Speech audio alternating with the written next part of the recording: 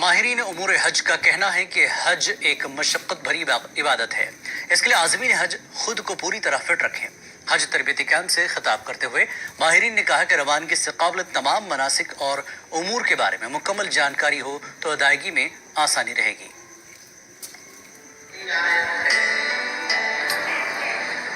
Karnataka state حج committee اور مقامی committee کے اشتراک سے گلبرگہ میں عازمین حج کی تربیتی کیمپ کا انعقاد کیا گیا. 2 دنوں تک چلی اس تربیتی کیمپ میں بیدر، گلبرگہ اور یادگیر کے 1450 عازمین حج نے شرکت کی. ریاستی حج کمیٹی کے نوڈل افسر سید اعجاز احمد نے عازمین حج کے روبرو مناسک حج کے علاوہ سفر حج کے مسائل پر بھی روشنی ڈالی. آدمی کی پیکنگ سے شروع ہونے سے لے کر مکہ پہنچنے، وہاں سے مینا، مزدلفہ اور عرفات کا سفر، پھر اس کے بعد مدینہ منورہ اور مدینہ منورہ سے واپسی کے دوران کسٹم اور واپس گھر آنے تک جو بھی وہاں کے سامنے آنے والے دشواریاں ہیں، دینی ہو یا دنیاوی، اس کے لیے ہم یہاں یہ کوشش کرتے ہیں کہ خاص طور سے پوری تربیت دے کے ان کو یہاں سے بھیجتے ہیں، وہاں جا کے ان کو کوئی دشواری نہ آئے.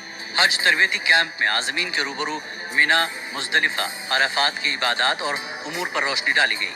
عازمین حج بھی اس سے مستفید نظر آئے. عمرے کی نیت کر کے آپ کے روم میں سے نکلیں گے. اب نکلنے کے بعد جب حرم کو جائیں گے، حرم کو جانے بعد سنگ اسود کی طرف دیکھ کے بوسا کر کے اس کے بعد کیا ہے، پہلا طواف کریں گے، پھر دوسرا طواف کر کے پھر سنگ اسود کو آئیں گے، پھر بوسا کریں گے، پھر دعا کریں گے. ایسی طرح 7 چکر کر کے 8 بوسے ہو جائیں گے آپ سنگ اسود کے. اسی کے بعد پھر بعد میں کیا ہے، آپ مزدلفہ جائیں گے.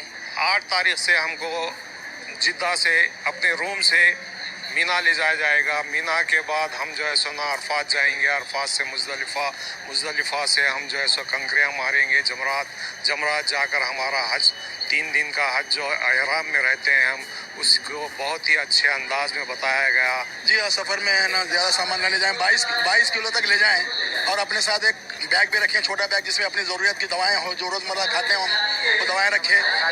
اور ایک یعنی 10 کلو کا بیگ، قریب 8-10 کلو کا بیگ رکھ سکتے ہیں ہم سفر میں. حج تربیتی کیمپ کے اختتام پر عازمین کے لیے ٹیکہ اندازی بھی کی گئی. نیوز 18 اردو کے لیے گلبرگہ سے جواد میر کی رپورٹ.